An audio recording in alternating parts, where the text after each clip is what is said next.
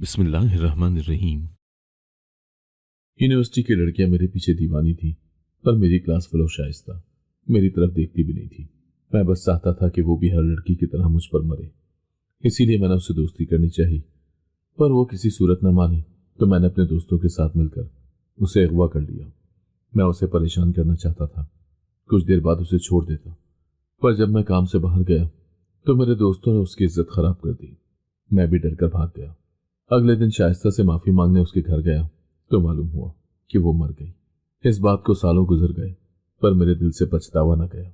लेकिन आज जब मैं अपने दोस्त की शादी में गया तो दुल्हन को देखकर मेरे पैरों तले जमीन निकल गई। क्योंकि नेहा, कहाँ जा रही हो? अरे मेरी बात तो सुनो। तुम तो मुझे देखकर ऐसे भागती हो जैसे कोई जिन भूत देख लिया हो। मैं नेहा को देखकर उससे बात करने के लिए उसके पीछे चलने लगा तो वो तेजी से चलती हुई एकदम रुक कर मेरी तरफ मुड़ी थी। अहमद, मैंने तुम्हें कितनी मर्तबा कहा है कि मेरे पीछे मत आया करो, सब स्टूडेंट्स देख रहे होते हैं। कितना बुरा लगता है। अपनी नहीं तो कम से कम मेरी इज्जत का ही कुछ ख्याल करो। उसने मुझे शर्मिंदा करने की नाकाम कोशिश की थी, लेकिन मैं इस मामले में खासा ढीठ वाक़ हुआ था। मैं शर्मिंदा होने वालों में से नहीं था। इसमें इज्जत बेइज्जती वाली बात कहां से आ गई है? और वैसे भी मैं तुम्हारे पीछे नहीं आ रहा, तुम मेरे आगे चल रही हो। मैंने दांत निकाल कर कहा तो उसने कड़े तेवरों से मेरी तरफ देखा था। अच्छा अच्छा ठीक है, मैं जा रहा हूं। मैंने हाथ उठाकर सुलझो अंदाज में कहा, मैं सिर्फ ये कहने आया था कि आज मैं कैफे में पूरी क्लास को पार्टी दे रहा हूं, तुम जरूर आना। मुझे नहीं आना, मैं घर जा रही हूं। वो तेजी से मेरी बात पूरी सुने बिना ही चली गई थी। उसके अंदाज पर मुझे बहुत सख्त गुस्सा आया था। पता नहीं खुद को समझती क्या है। आखिर इतनी अकड़ किस चीज की है इसके अंदर? मैं भी इसका दिमाग ठीक करके रहूंगा, वरना मेरा नाम अहमद नहीं। मैं दिल ही दिल में उसे बुरा भला कहता अपने दोस्तों की तरफ बढ़ गया था। मेरा नाम अहमद है। मैंने एक खुशहाल घराने में आंख खोली। हम 3 बहन भाई थे। मेरे वालिद का अपना कारोबार था। घर में रुपए पैसे की कमी न थी। कमी थी तो सिर्फ जहनी सुकून की। मेरे वालिद मिजाज के थोड़े सख्त थे। वो एक उसूल पसंद इंसान थे, लेकिन उन्हें गुस्सा बहुत जल्दी आ जाता था। मेरी अम्मी नर्म मिजाज की घरेलू खातून थी। अब्बू के गुस्से को कैसे कम करना है वही बात अच्छी तरह जानती थी। घर में हर काम अब्बू की मर्जी के मुताबिक होता था, लिहाजा अब्बू को घर में गुस्सा करने का मौका कम ही मिलता था। लेकिन जब से मैंने होश संभाला था, मैं ना सिर्फ अब्बू को गुस्सा दिलाने की वजह बनता था, बल्कि उन्हें चीखने चिल्लाने का भी पूरा मौका फराहम करता था। मैं घर में सबसे छोटा था। अपने बहन भाइयों के बरक्स मैं बचपन से ही काफी शरारती वाक़ हुआ था। अपनी हरकतों की वजह से मैंने अम्मी से काफी पिटाई भी करवाई थी, लेकिन इसके बावजूद मेरा शरारतीपन खत्म नहीं हो सका था।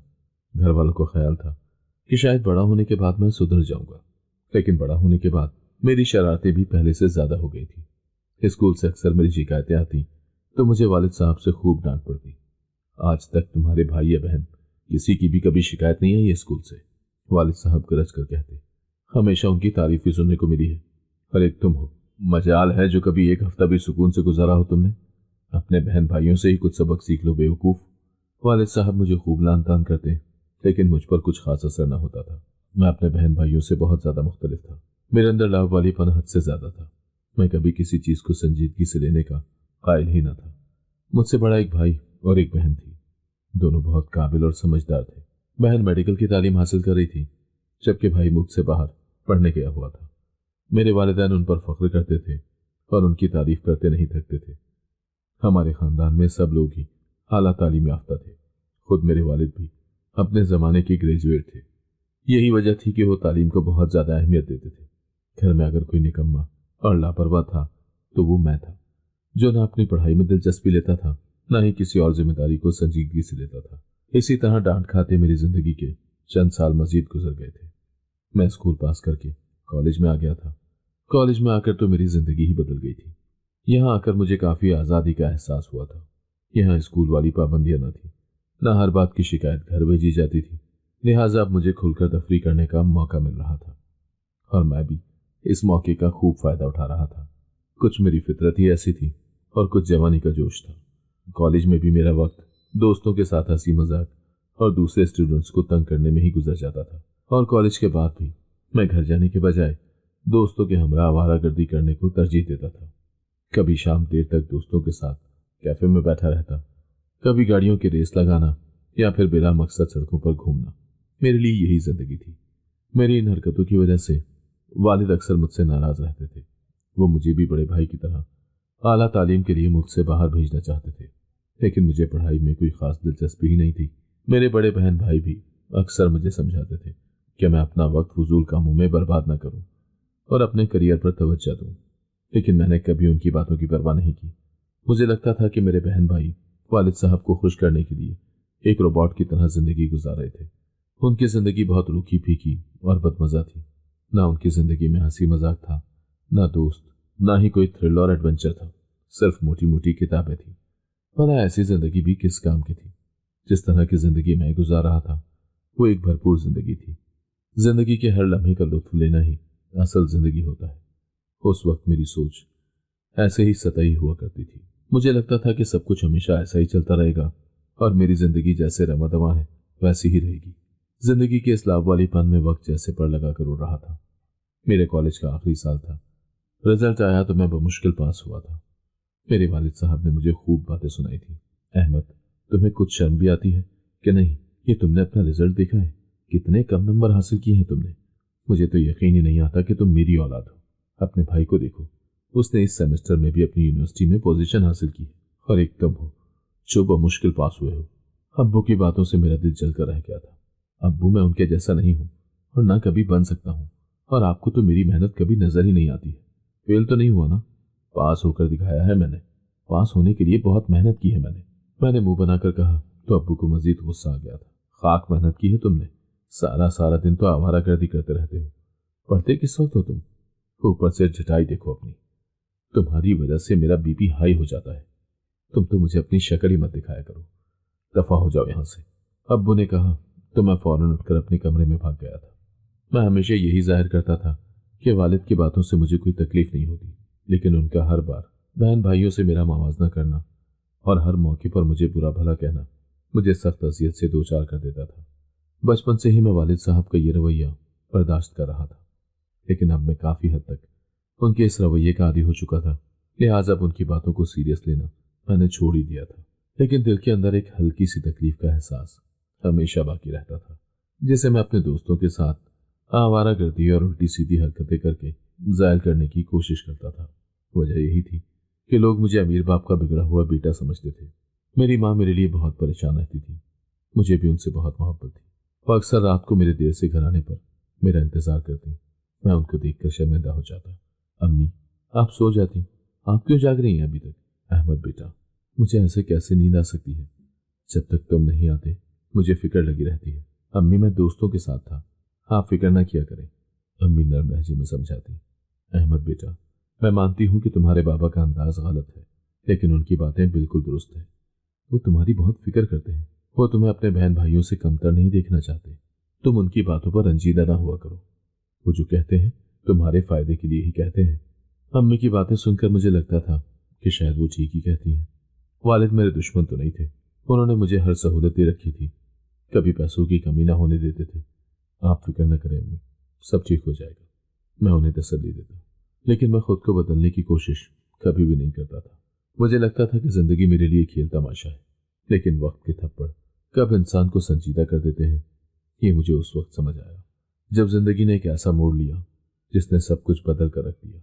वो दिन मेरे लावालिपन की सजा था, लेकिन उस वक्त मैं ये नहीं जानता था कि मेरा एक गलत कदम मेरी जिंदगी को हमेशा के लिए अंधेरों में धकेल देगा। मेरे नंबर काफी कम थे, लेकिन मुझे यूनिवर्सिटी में दाखिला मिल गया था। मैंने एक बहुत नॉर्मल और आसान मजमून का इंतखाब किया था, जिसका ना तो ज्यादा मेरिट था और ना ही ज्यादा स्टूडेंट्स इस मजमून में दाखिला लेते थे। लिहाजा मेरा दाखिला बड़े आराम से हो गया था। मेरे साथ मेरे दो निकम्मे दोस्तों यानी यासिर और उवैस ने भी दाखिला ले लिया था।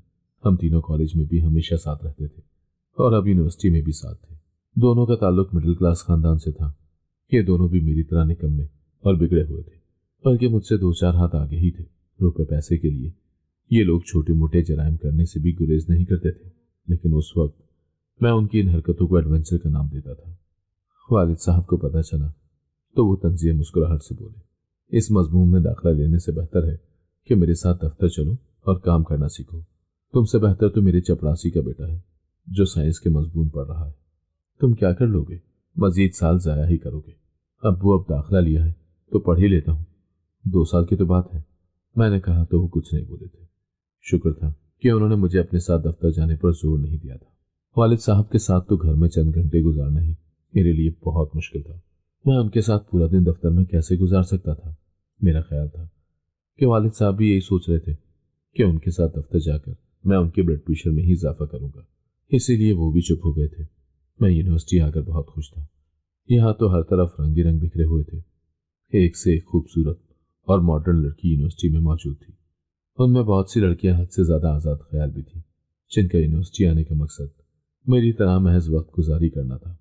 मेरे लिए यहाँ तफरीह के मौके और आज़ादी भी हद से ज्यादा थी। मेरा पूरा दिन यूनिवर्सिटी के कैफे में दोस्तों के साथ गुजरता था।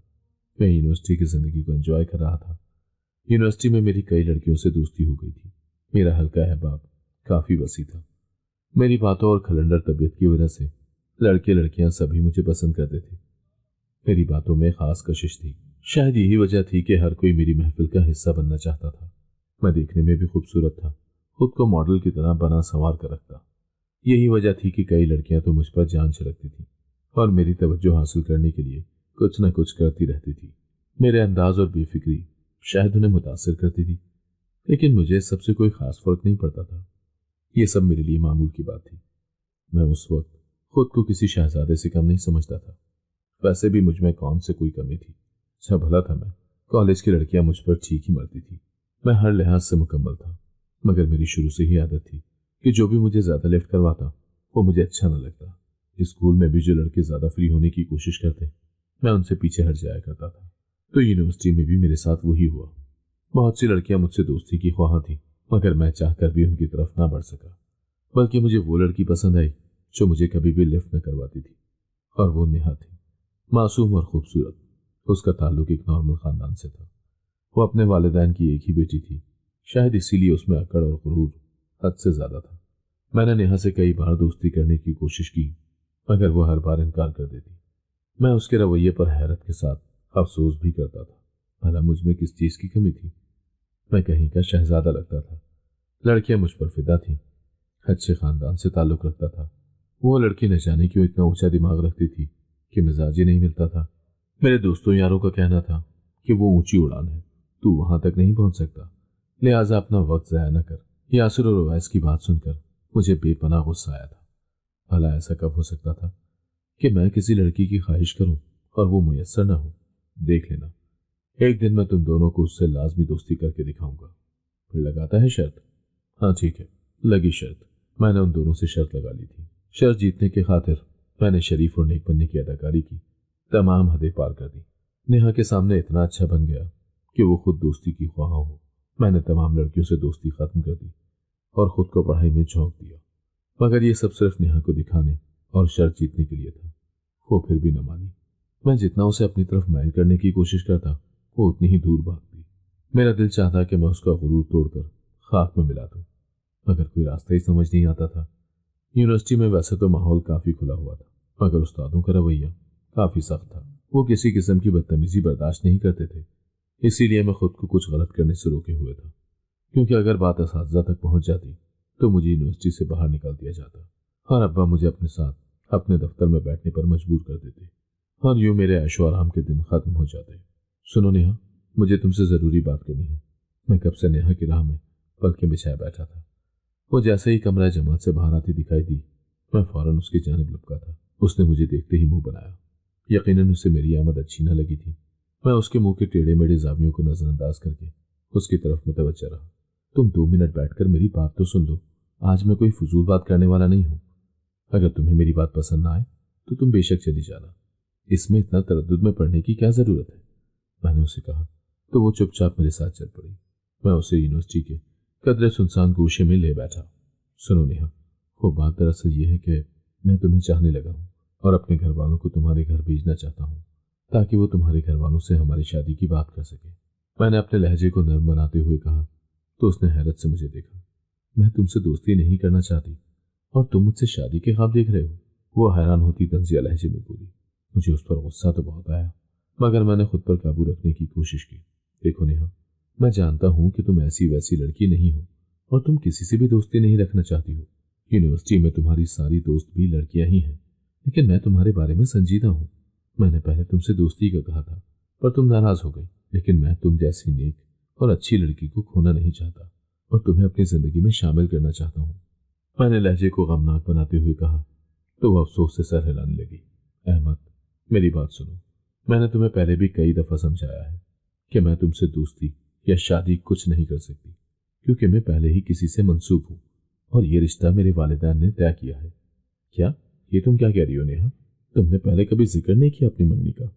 क्या मैं यहाँ ढोल पीट कर सबको बताती? यूनिवर्सिटी में घर की बातें करना मुझे पसंद नहीं है। तुम एक अच्छे इंसान हो, बस समझ लो हम एक दूसरे के लिए नहीं बने। मैं किसी और को चाहती हूँ। उसके मुंह से किसी और के लिए मोहब्बत का इजहार सुनकर मेरी अना पर एक कारी जरब लगी थी। मैं नहीं चाहता था कि वो मुझे छोड़कर किसी और की हो जाए और मैं मुंह देखता रहूं। मैं उसके मुंह से इनकार सुनकर पलट आया था। मैं तो ये समझा था कि वो मशरकी लड़की है जो मुझ समेत किसी भी लड़के से दोस्ती की ख्वाह न थी। अगर मैं उसको शादी की पेशकश करूं तो मुमकिन था कि वो मेरी दस्तरस में आ जाती, मगर ऐसा कुछ न हुआ था। उसने जो बात कही वो मेरे वहम गुमान में भी न थी। वो किसी और को चाहती थी। नेहा बड़ी छुपी रुस्तम निकली थी। वो मुझे किसी और की खातिर ठुकरा रही थी। मैं जानता था कि वो कोई और किसी तौर मेरे हम पल्ला ना होगा। मैं चुपचाप वहां से चला आया था। मैं शर्त हार चुका था, मगर बात अब शर्त से आगे जा चुकी थी। मेरे दिलो दिमाग में तूफान बरपा था। मैं यूं हाथ पर हाथ रखकर अपनी जिल्लत बर्दाश्त न कर सकता था। मैं जानता था मैंने कभी नेहा से सच्ची मोहब्बत नहीं की थी। मेरे लिए तो ये सब महज एक खेल था, अपनी अना की तस्कीन का जरिया। मैंने नेहा से मोहब्बत का झूठा ढोंग रचाया था। मुझे लगा था कि मोहब्बत के नाम पर वो अपने उसूल छोड़कर मेरी हो जाएगी, मगर नेहा ने मेरी तवक्कुआत को गलत साबित कर दिया। वो मुझसे मजीद दूर हो गई थी और यही बात मेरे दिल को चुभ रही थी। मैंने उसे जीतने की कोशिश की थी, लेकिन वो मजीद मेरी गिरफ्त से निकल गई थी और ये बात मुझसे बर्दाश्त नहीं हो रही थी। मेरे अंदर कुछ टूट रहा था, लेकिन क्यों? क्या मुझे इस बात का दुख था कि नेहा ने मेरी झूठी मोहब्बत को भी कबूल न किया था? मुझे अपने एहसासात की खुद ही समझ नहीं आ रही थी। मेरे दोस्तों को पता चला तो वो मेरे गुस्से को मजीद हवा देने लगे थे। इस नेहा को लाजमी सबक सिखाना चाहिए। अगर इसकी मंगनी हो रखी थी तो पहले दिन ही बता देती। इतना अरसा ख्वाल क्यों करवाया तुझे? अब तो यूनिवर्सिटी भी खत्म होने वाली है। यासिर ने कहा, मैं अभी इतनी आसानी से छोड़ने वाला नहीं इस नेहा की बच्ची को। मैं भी उसकी मंगनी खत्म करवा कर ही रहूंगा। मगर कैसे? तू क्या जानता है कि उसकी मंगनी किससे हो रखी है? वो ऐसने पूछा तो मैं सोच में पड़ गया था। नहीं, ये तो नहीं पता। फिर कैसे तुड़वाएगा मंगनी? कुछ तरकीब सोचो तुम भी। सब कुछ क्या मैं ही सोचूं? मैंने झुंझुला कर कहा, क्यों ना हम नेहा को अगवा कर लें? यासिर ने कहा था। क्या अगवा? मैंने हैरत से अपने दोस्त की तरफ देखा। तेरा दिमाग खराब हो गया है क्या? ये कोई फिल्म नहीं चल रही है जहां हीरो हीरोइन को अगवा करके बदला ले लेता है? मगर मेरे दोस्त ने फौरन उसकी हिमायत की थी। वैसे बात तो ठीक है, नेहा को कुछ घंटों के लिए अपने पास रखेंगे। तुम्हारी तरफ से दी गई ये सजा उसको जिंदगी भर याद रहेगी। उसे भी तो पता चलना चाहिए कि किसी का दिल तोड़ना कितनी गलत बात है। फिर शाम तक हम उसे छोड़ देंगे, किसी को पता भी नहीं चलेगा। इससे बेहतर बदला क्या हो सकता है? वैस ने कहा। मेरा दिमाग एक लम्हे के लिए चकरा गया था। ये बहुत खतरनाक खेल था। अगर हमारे ये सब करने के बाद वो पुलिस के पास चली गई तो हम जेल चले जाएंगे। मैंने खदशा जाहिर किया। वो कुछ नहीं करेगी। नेहा जैसी लड़कियां इज्जत की वजह से ऐसे मामले में ज्यादा बोलती नहीं है। वो डर के मारे खामोश रह जाएगी। हर वैसे भी हमें सब कुछ प्लान बना के उसके मुताबिक ही करना होगा, ताकि बाद में हम पर कोई बात ना आए। मेरे दोस्त ने पूरा एतमाद अंदाज में कहा। मैंने गहरी सांस ली और कहा, ठीक है, लेकिन हमें ये काम बहुत सोच समझ कर करना होगा। नेहा को कोई नुकसान नहीं पहुंचना चाहिए और कोई सबूत भी नहीं छोड़ना। अगर वो पुलिस के पास भी जाए तो हमारे खिलाफ कोई सबूत नहीं होना चाहिए। मैंने उनको खबरदार किया था। उन दोनों ने इस बात में सर हिला दिया था। अब हमें सिर्फ एक मौके की तलाश थी। मेरे लिए ये सब करना महज एक एडवेंचर था, लेकिन यासिर और उवैस के दिमाग में कुछ और ही था। हम काफी दिन से मौके की तलाश में थे। रोजाना हम नेहा का आते जाते पीछा करते। एक दिन हमें मौका मिल गया था। उस दिन नेहा घर जाने के लिए अकेली बस स्टॉप पर खड़ी थी। आसपास कोई न था। मैंने मौका देखकर अपनी गाड़ी उसके करीब रोकी और मेरे दोस्तों ने जल्दी से उसे गाड़ी में खींच लिया और दरवाजा बंद कर दिया। कुछ लम्हे तो उसे समझ ही ना आई कि उसके साथ क्या हुआ है। फिर एकदम उसने चीखने की कोशिश की, लेकिन मेरे एक दोस्त ने फौरन उसके मुंह पर हाथ रख दिया। गाड़ी तेजी से सुनसान रास्ते की तरफ बढ़ रही थी। नेहा मुसलसल हाथ पांव मार रही थी, लेकिन मेरे दोस्तों ने उसे मजबूती से पकड़ रखा था। वो खौफ से कांप रही थी और उसकी आंखों से आंसू निकल रहे थे। मैं ड्राइविंग करते हुए बार बार उसे देख रहा था। न जाने क्यों मेरे दिल के अंदर एक अजीब सी बेचैनी थी। ये सब कुछ मुझे अच्छा नहीं लग रहा था, लेकिन इस मौके पर अपने मंसूबे से पीछे हटना मेरे लिए मुमकिन नहीं था। कुछ ही देर में हम एक पुराने खाली मकान में पहुंच गए थे। इस घर का इंतजाम भी मेरे दोस्तों ने पहले ही कर रखा था। ये जगह बहुत सुनसान थी और यहाँ कोई आता जाता नहीं था। हमने नेहा को जबरदस्ती गाड़ी से बाहर निकाला और अंदर ले गए। मकान की हालत पोसीदा थी और चारों तरफ धूल मिट्टी जमा थी और खिड़कियों से बहुत कम रोशनी आ रही थी। मेरे दोस्तों ने नेहा को एक कुर्सी पर बिठाकर कुर्सी की पुष्ट से बांध दिया था और उसके सामने खड़े हो गए। वो किसी हद तक खौफजदा थी, लेकिन इतनी भी नहीं जितनी मैंने तवक्को की थी। उसने एक कहर भरी नजर हम सब पर डाली और चीखती हुई बोली, तुम लोगों की हिम्मत कैसे हुई मुझे यहाँ लाने की? क्या तुम्हारे घरों में बहन बेटियां नहीं है? तुम लोग किस किस्म के घटिया इंसान हो? और तुम, उसने गुस्से से मेरी तरफ उंगली उठाते हुए कहा, तुम जैसे खुदगर्ज इंसान को तो मोहब्बत का मतलब भी नहीं मालूम। अगर तुम समझते हो कि तुम्हारी इस हरकत से मैं झुक जाऊंगी तो तुम बहुत गलत सोच रहे हो। तुम अपनी मर्दानगी साबित करने के लिए एक लड़की पर जुल्म कर रहे हो। शर्म आनी चाहिए तुम्हें। नेहा की आवाज में ऐसी शिद्दत थी कि मेरे दिल की धड़कन कुछ लम्हों के लिए दब सी गई।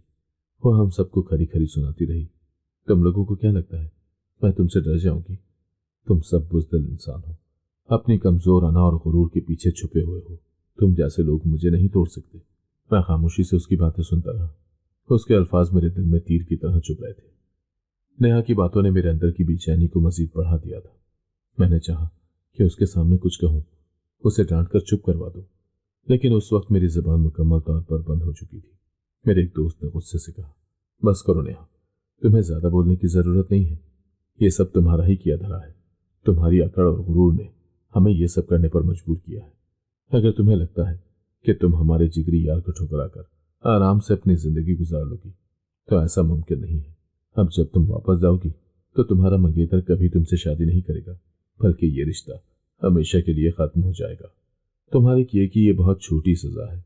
नेहा ने एक तेज नजर उस पर डाली और कहा, तुम सब अपनी इस हरकत पर बहुत पछताओगे और देख लेना तुम्हारी हर चाल तुम्हें ही ले डूबेगी। शराफत और इज्जत से जिंदगी गुजारना तुम लोगों के नजदीक जुर्म है, तो आज के बाद अपनी माँ बहनों को भी यही दर्ज देना कि वो कभी किसी की दोस्ती की ऑफर को ना ठुकराए और हर मर्द के साथ राहु मरासिम बढ़ा ले। नेहा के इन अल्फाज ने मुझे लाजवाब कर दिया था। उस लम्हे मुझे अपनी हरकत पर शर्मिंदगी और पछतावा होने लगा था। अपनी बहन का चेहरा मेरी नजरों के सामने आ रहा था। मैं कमरे के एक कोने में खामोश खड़ा था। मेरे दिल के अंदर एक अजीब सी कश्मकश हो रही थी। मेरा दिल नेहा की बातें सुनकर सख्त बेचैन हो चुका था। उसकी हर बात मेरे दिल पर नश्तर की तरह लग रही थी। वो ठीक कह रही थी। उसका एक एक लफ्ज सच्चाई पर मबनी था। मैं जानता था कि मैं गलत था। अपनी आना के हाथों मजबूर होकर मैं ये इंतहाई कदम उठा चुका था। मैंने एक पल में ही फैसला कर लिया था। नेहा, तुम ठीक कह रही हो। मैं बहुत गलत इंसान हूं। तुम्हें मेरी वजह से बहुत तकलीफ उठानी पड़ी है। अगर हो सके तो मुझे माफ कर देना। मेरी बात सुनकर वो हैरानी से मुझे देखने लगी थी। शायद उसे लगा था कि मैं फिर से कोई नया ड्रामा कर रहा था। मेरे दोस्त भी हैरान थे, क्योंकि ऐसा कुछ हमारे प्लान में शामिल नहीं था। ये क्या कह रहा है तू? यासिर ने हैरान होकर कहा था। मैंने अपने दोस्तों की तरफ देखा। तुम लोग फौरन इसे बस स्टॉप पर छोड़ा और किसी को कुछ पता नहीं चलना चाहिए। मेरे दोस्त हैरानी से मेरी तरफ देखने लगे। वो ऐसे कहा, अभी तो खेल शुरू हुआ है और तुम इसे खत्म करने की बात कर रहे हो? मैंने गुस्से से जवाब दिया। मैंने कहा ना, बस करो, इसे वापस छोड़ो। हमने जो सबक देना था वो दे दिया। अब कोई फजूल हरकत न करना। मैं उनके जवाब का इंतजार किए बगैर मकान से निकल आया था। बाहर की ठंडी हवा मेरे दिलो दिमाग की गर्मी को कम करने की नाकाम कोशिश कर रही थी। मेरे दिमाग में नेहा की बातें गूंज रही थी। उसकी आंखों की बेबसी, गुस्सा, आंसू सब मेरे जहन में गर्दिश कर रहे थे। मैं पैदल ही एक तरफ चलने लगा था। मैं तेजी से चलते हुए सोचने लगा कि आखिर मैंने ये सब क्यों किया। क्या मेरी आना इतनी बड़ी थी कि मैंने नेहा की इज्जत से खेलना मुनासिब समझा? आज तक मैंने ऐसी हरकत न की थी। मैं तो लड़कियों से हद से ज्यादा ताल्लुकात बढ़ाने का भी कायल न था। पता नहीं क्यों नेहा को लेकर मैं इस कदर जज्बाती हो गया था। शायद इसकी वजह मेरे दोस्त थे, जो मुझे नेहा के नजरअंदाज करने पर उकसाते थे और बार बार गुस्सा दिलाते थे। लेकिन फिर भी ज्यादा कसूर मेरा था। चलते हुए मेरे कदम भी इख्तियार तेज होते गए, लेकिन दिल का बोझ कम नहीं हो रहा था। मैं चलते चलते काफी दूर निकल आया था। मैं बुरी तरह पछता रहा था। लेकिन शुक्र था कि बर वक्त मुझे अकल आ गई थी। मुझे पूरी उम्मीद थी कि अब तक नेहा बहिफाजत अपने घर पहुंच चुकी होगी। मैंने जेब से मोबाइल निकालने की कोशिश की ताकि पता कर सकूं कि मेरे दोस्त नेहा को बस स्टॉप पर छोड़ा है कि नहीं, लेकिन मोबाइल फोन जेब में नहीं था। मैंने एक एक करके सारी जेबें खंगाल डाली थी। लगता था कि नेहा को घर के अंदर ले जाते वक्त मेरा फोन घर में ही कहीं गिर गया था। मैं काफी दूर निकल आया था। मुझे एहसास हुआ कि मुझे वापस लौटना चाहिए। मैंने एक लंबी सांस ली और वापसी की तरफ कदम बढ़ा दिए। मैं तेजी से चलता हुआ घर तक पहुंचा था। घर के दरवाजे पर बाहर से कुंडी लगी हुई थी। मैं कुंडी खोलकर अंदर दाखिल हो गया और अपना फोन ढूंढने लगा। सामने सहन में ही मेरा फोन पड़ा था। मैं फोन लेकर पलटने लगा था, तभी मुझे कमरे के अंदर से दबी दबी सिसकियों और कराहों की आवाज सुनाई दी। मैं एकदम उछल पड़ा था। नेहा? क्या नेहा अंदर थी? मैं तेजी से कमरे की तरफ भागा, मगर अंदर का मंजर मेरे होश उड़ाने के लिए काफी था। कमरे में काफी अंधेरा था। नेहा की हिचकी आवाजें सुनाई दे रही थी। वो कमरे के कोने में बैठी बुरी तरह से रो रही थी। उसकी आंखों में खौफ था। उसके अलावा वहां कोई न था। नेहा, क्या हुआ है? तुम यहाँ क्या कर रही हो? अब तक गई क्यों नहीं हो यहां से? मैंने उसका कंधा हिलाकर पूछा। नेहा ने नफरत से मेरी तरफ देखा और चीखते हुए कहा, अब तुम भी वही करने आए हो मेरे साथ जो तुम्हारे दोस्तों ने किया? मैं सुन रह गया था। क्या मतलब? ये तुम क्या कह रही हो नेहा? तुम्हारे दोस्तों ने मेरी इज्जत तबाह कर दी और अब तुम भी वही करने आए हो। उसने अपने हाथों से मेरा गिरेबान पकड़ लिया। तुम्हारा मकसद पूरा हो गया, यही चाहते थे ना तुम? नहीं नेहा, ये सच नहीं है। मैंने ऐसा कभी नहीं चाहा। मेरा ऐसा कोई इरादा नहीं था। इस सब में मेरा कोई कसूर नहीं है। ये सब तुम्हारी वजह से हुआ है, तुम्हारे दोस्तों की वजह से। तुमने मेरी जिंदगी बर्बाद कर दी है। यही चाहते थे ना तुम कि मैं रुसवा हो जाऊं, किसी को मुंह दिखाने के काबिल नहीं रहूं? मुबारक हो, तुम जीत चुके हो। उसने रोते हुए कहा। मैं सुन रह गया था। मेरे दिलो दिमाग में तूफान बरपा था। काफी देर में माउफ होते दिमाग के साथ वहीं बैठा रहा। फिर नेहा से कहा, चलो नेहा, उठो यहां से। मैं कहीं नहीं जाऊंगी तुम्हारे साथ। उठो तुम, यहां से तो चलो। मैंने उसका गिरा हुआ दुपट्टा उसके सर पर डाला और उसको लेकर घर से निकल आया था। उसको रक्शे में बिठाकर मैंने रक्शे वालों को उसके घर का पता अच्छी तरह से समझा दिया था और किराया भी दे दिया था। मैं घर चला आया था। वो रात मेरी जिंदगी की सबसे बदतरीन रात थी। मैं यासिर और उवैस को फोन करता रहा, लेकिन दोनों में से किसी ने भी मेरा फोन नहीं उठाया था। मेरे दिल में हद से ज्यादा बेचैनी और घबराहट थी। नेहा के अल्फाज और उसके आंसुओं से भरा चेहरा बार बार मेरी नजरों के सामने आ रहा था। मैं खुद को बहुत घटिया और गिरा हुआ महसूस कर रहा था। मेरे अंदर एक तूफान बरपा था। मेरा दिल चाह रहा था कि यासिर और उवैस को जान से मार दूं और खुद फांसी चढ़ जाऊं। शायद मेरे गुनाह का कुछ कफारा अदा हो सके। यूं महसूस हो रहा था जैसे वक्त रुक गया हो। मैंने यासिर और उवैस को दोबारा फोन करने की कोशिश की, लेकिन किसी ने भी फोन नहीं उठाया। मेरी आंखों के सामने नेहा की बेबसी और तकलीफ का मंजर चलता रहा। मैं अपनी बेचैनी को बयान नहीं कर सकता था। ऐसा लगता था जैसे मेरी रूह अंदर से मर चुकी हो। मैं रात भर जागता रहा, नेहा के बारे में सोचता रहा, अपने दोस्तों के बारे में सोचता रहा, अपनी माजी की गलतियों को याद करता रहा और शर्मिंदा होता रहा। मेरी जिंदगी में ये रात बहुत बोझल थी। सुबह पहली बार मैंने फजर की नमाज अदा की थी। मुझे तो नमाज ठीक से याद भी नहीं थी। बस सजदे में गिरकर रो रो कर अल्लाह से अपने गुनाहों की माफी मांगता रहा। बड़ी हिम्मत जमा करके मैं दूसरे दिन नेहा के घर चला गया था। मैं उससे माफी मांगना चाहता था और ये भी कहना चाहता था कि मैं अपने किए की हर सजा भुगतने को तैयार हूं। लेकिन जब मैं वहां पहुंचा तो नेहा के घर के सामने दरिया बिछी थी और लोग सोगवारों की तरह बैठे थे। थोड़ी देर में घर से एक जनाजा निकला था और सब लोग उठकर जनाजे के साथ कब्रिस्तान की तरफ चले गए। मैं साकत खड़ा रह गया था, जैसे किसी ने मेरे जिस्म को सुन कर दिया हो। एक लम्हे के लिए दुनिया रुक सी गई थी। नेहा नेहा का इंतकाल हो गया है। वो मर गई है। जरूर उसने खुद अपने आप को मार लिया होगा, खुदकुशी कर ली होगी उसने। इसके आगे मुझे कुछ होश नहीं रहा था। मैं जमीन पर गिरा और बेहोश हो गया था। होश आया तो मैं अस्पताल में था। अम्मी फिक्रमंदी से मेरे करीब बैठी थी। मुझे आंखें खोलते देखकर वो एकदम खुश हो गई थी।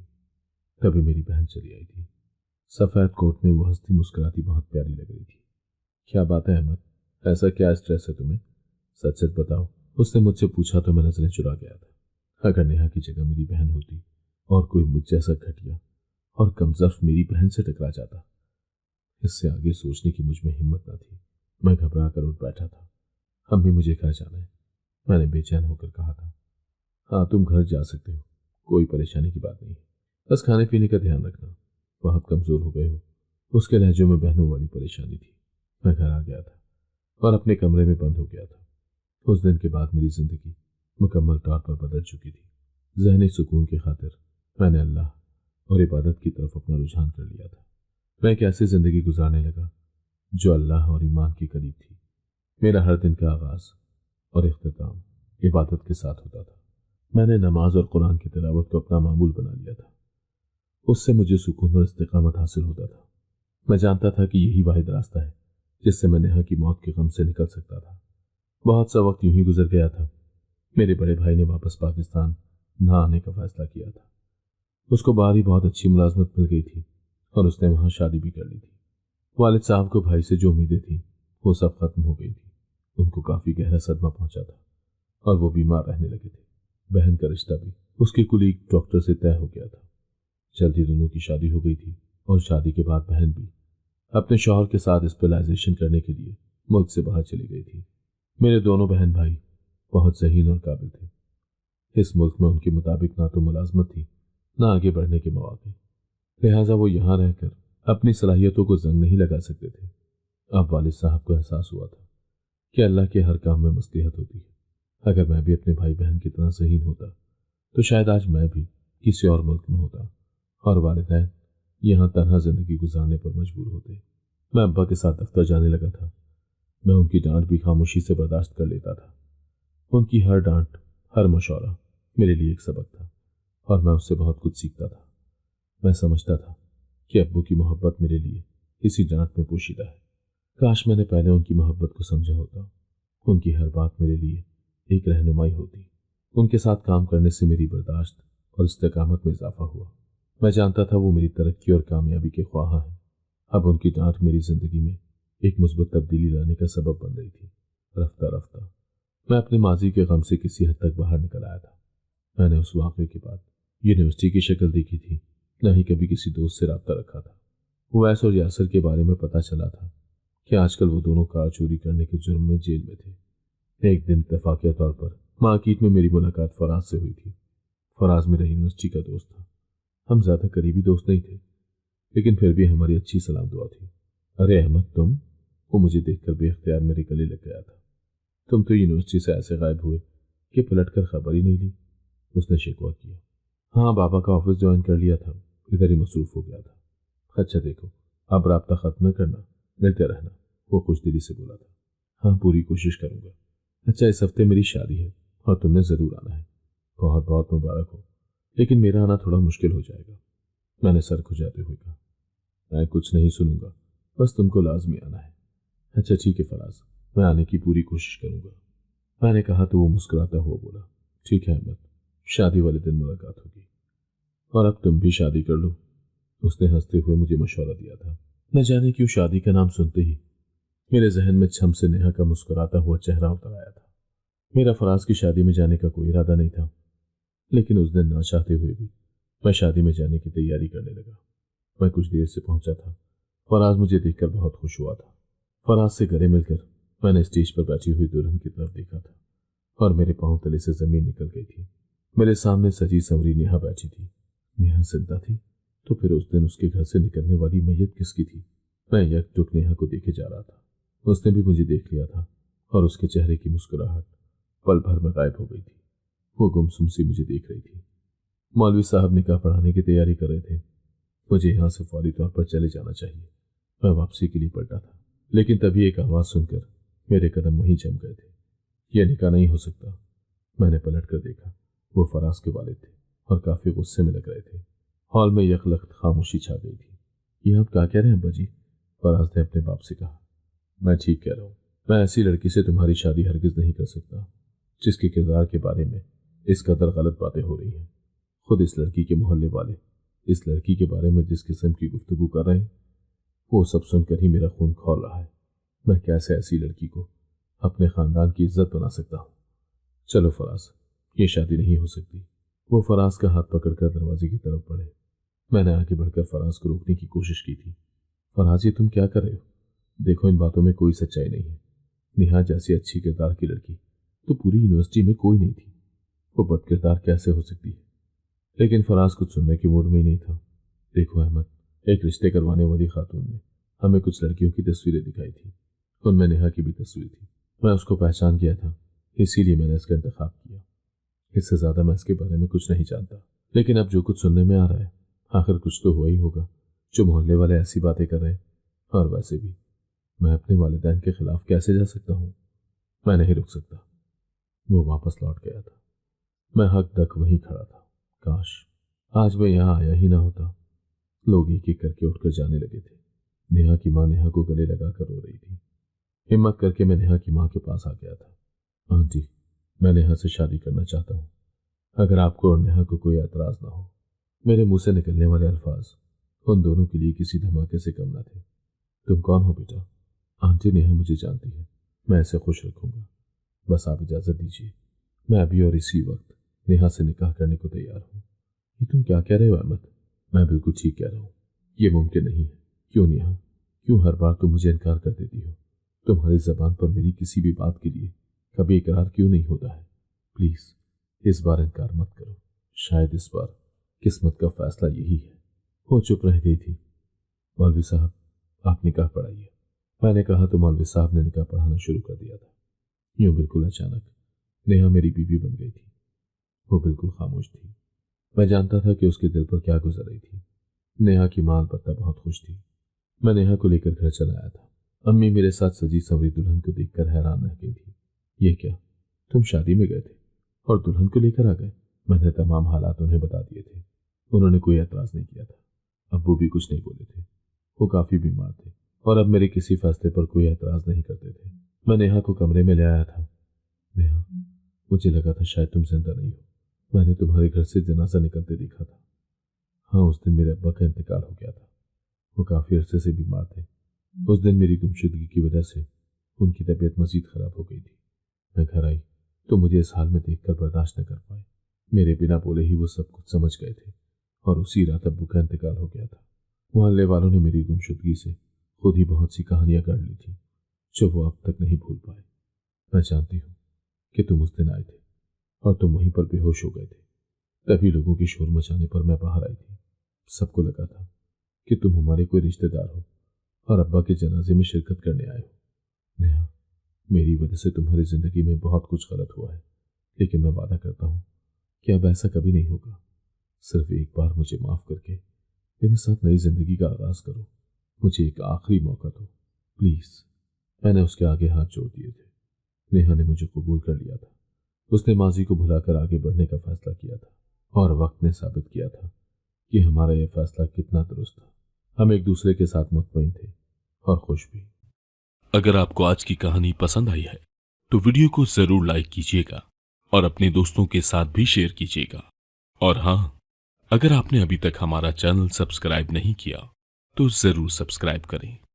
मिलते हैं कल एक नई और दिलचस्प कहानी के साथ। अल्लाह हाफिज।